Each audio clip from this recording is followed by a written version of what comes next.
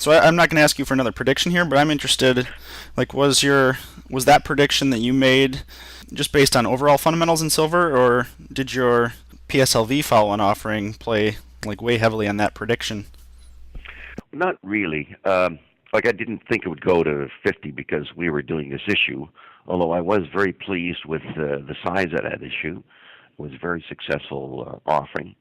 One of the interesting things about the IPO of the Silver Trust, I think we raised 550 million.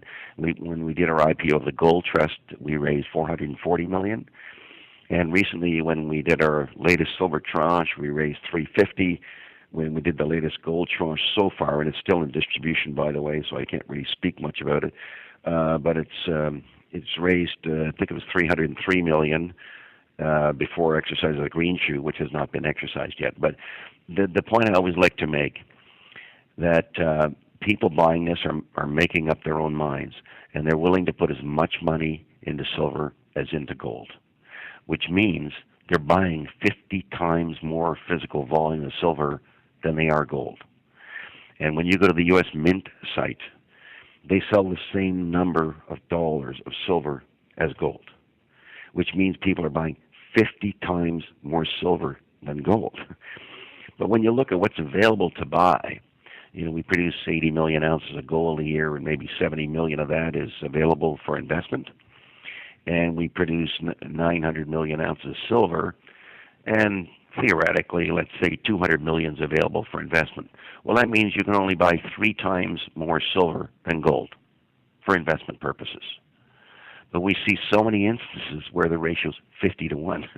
And gold money's the same thing. Almost every time I talk to a metals dealer, the favorite question: how much silver do you sell versus gold? And every time I get the same answer: we sell as many dollars of silver as gold. Well, that's impossible.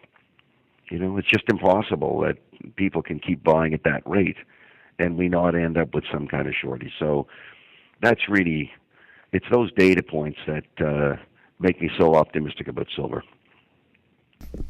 Yeah, I mean the shorts can continue throwing on paper, adding on paper up to a point, but when the actual physical data indicates 1-to-1 flows into gold and silver, like you said, that just can't continue forever. Right. And one of the other things that's happening recently that I've kind of noticed, Harvey Organ has a wonderful website where he shows the flows of metal in and out of the COMEX, and I am absolutely stunned at the amount of silver that is asked for delivery every month now, and every day almost. Normally, you see when they're expiring that a lot of people settle for cash, but man, these people just keep piling in there and taking the silver. So that is quite a dramatic change from where I would think it was 6 months ago, that almost every day now you can sometimes find in the expiring month, like this month, the open interest goes up, which means some guys coming in there to get physical delivery. So I think that it's certainly taking hold here. We've had a pretty good rally in the price of silver since year end. It's probably due for a little bit of a pause here. I don't want to say a correction, but we are so close to breaking out of the big downtrend in gold that in silver, that there could be a lot of fireworks here with all the demand we're seeing. And I think that your fund obviously could play into that a little bit. As most of our listeners are aware, your fund, the Sprott Physical Silver Trust, announced another additional 250 to 350 million follow-on offering in January. Yeah, we raised 350. We raised 350 million, or 349, something like that. Yeah, that's just amazing. Yeah, and by the way, I should tell you that we didn't have any trouble buying the silver. In the first issue, we had trouble buying the silver, and it took a long time to get delivery. I'm sort of disappointed that the delivery was as easy as it was, by the way. One of my aims in life is to do a silver issue and find out that I can't buy the last bar. That hasn't happened yet, but if people keep up their interest in silver like they are, I have no doubt that that could happen. And one of the stunning developments in gold is that the Chinese seem to be buying a lot of gold these days, and I sort of wonder who's buying it. I suspect it might be the People's Bank of China. And I'm going to do a little work on trying to see if I can find out what kind of silver might be going over to China. But there's a huge appetite for precious metals in China and in India, and the trends just, you keep reading these double-digit trends of increases in demand, whether it's even industrial or investment. And how can you have double-digit increases in physical demand when the amount of silver available every year goes up 3 to 5%? I mean, it's an impossibility. Right. Yeah, and that's quite a lofty goal you have there of trying to have a day that you aren't able to have delivery of your last bar. You still got. Well, I think all your readers are hoping that too. So we're all on the same page that way. I'm sure they are, but yeah. Well, yeah, you definitely answered that question because I was wanting to ask you about your sourcing of the silver this time. If you had again seen any delivery delays like you had last time.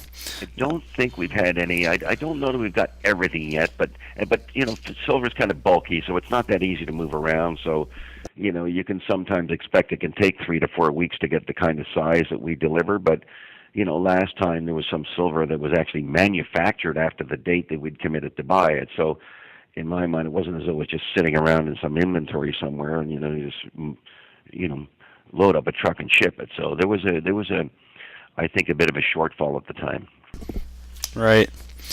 But I mean, I believe you're approved by the SEC for 1.5 billion additional, so you'll have some more chances.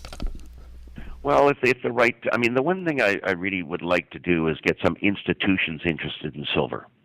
I mean, lots of institutions, we can name the names, bought billions of dollars worth of gold, and if we could get some institutions that would see the reason why silver should outperform gold, and get them to take down part of the PSLV offering, that's really what I'm hoping to do. And it's a bit of a struggle. It's even a struggle. For example, I've been down to see pension fund advisors and trying to convince them that they should finally recommend precious metals for pension funds. And it's a battle. I mean, we haven't won them all over yet. So, but I mean, the minute we do, we all know that there's only about 1% of all the assets and the financial assets in the world are invested in precious metals, and that obviously can go a lot higher. There's been some studies put out that suggest that even low-risk portfolios should have a 2 to 3% weighting in precious metals. So, if the pension guys would ever come through, it could be quite exciting for all the metals.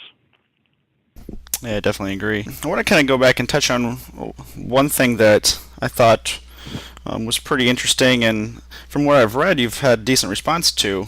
Prior to this most recent follow-on offering of the PSLV, Eric, you sent a letter to numerous silver mining companies requesting that they keep their savings in physical silver rather than like paper assets such as, say, cash or treasuries.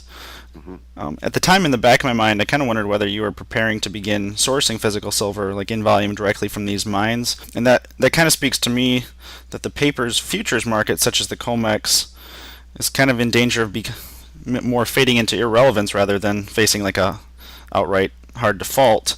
So I guess would you agree? Were those kinds of the reasons that you sent that letter, or what prompted the letter? Sure. Well, I think we have a bit of a voice in the silver market, and the reasons that the letter was prompted is just the simple analysis that the paper traders were determining the price. And why should you, physical silver producers, let that happen? Most miners are not students of silver or gold, unfortunately. They're not. There's the odd CEO who's totally into understanding what the true value of precious metals is. But they seem to be few and far between, because most of them are interested in tons and grades and recoveries and things like that, and they haven't been students of their own product. And so that was the primary thing.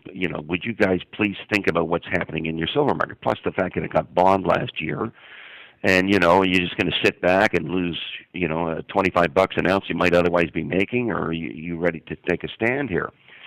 The very easy argument for me is when you have your money in a bank, you get no return. You essentially have no return.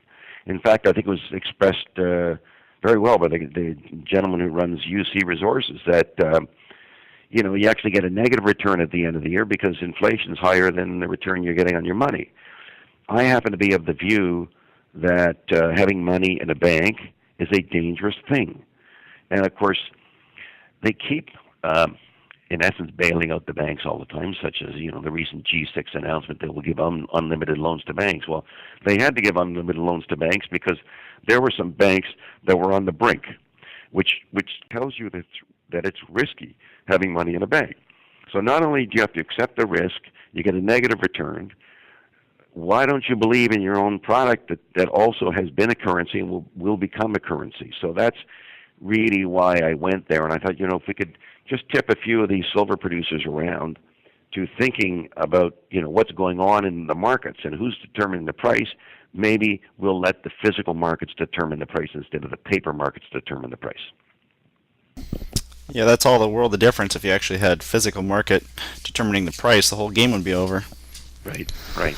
And I should tell you, as a follow-up to that, we've had some good response. Like, I was sort of shocked that out of nowhere, UC Resources said they bought $1.5 million of this silver trust because I had not specifically spoken to them about it.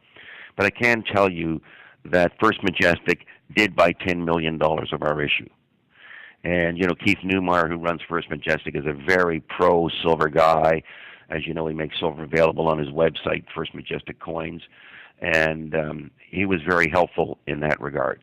And I would also point out that Endeavor Silver at the end of last quarter, when they produced, I think it was 1.2 million ounces, only sold 400,000.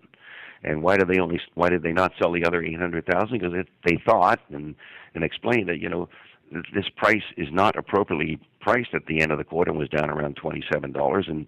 And kudos to them. Here the price is now 33. They made 20% more than they might have otherwise made. And I'm glad to see people taking a stand that the paper price shouldn't determine where you're selling things. So we're building a little momentum there. I would hope that in time, and I have a lot of things to do here besides going to see each mining company, but in due course, I hope we'll convince others to do the same thing. Yeah, I think you're well on the way to achieving that goal. We hope so. All right, let's talk a little bit about the European debt crisis, Eric. We're definitely reaching a pivotal point here. Up to this point, it's been continual can kicking, and I've kind of coined and added to what Jim Sinclair always says is QE to infinity and beyond. But it appears here for the first time Germany's kind of getting wet feet, and they're tired of bailing out Greece. Do you think it's actually possible we'll see a Greek default, or do you see the Fed stepping up at the plate at the last minute?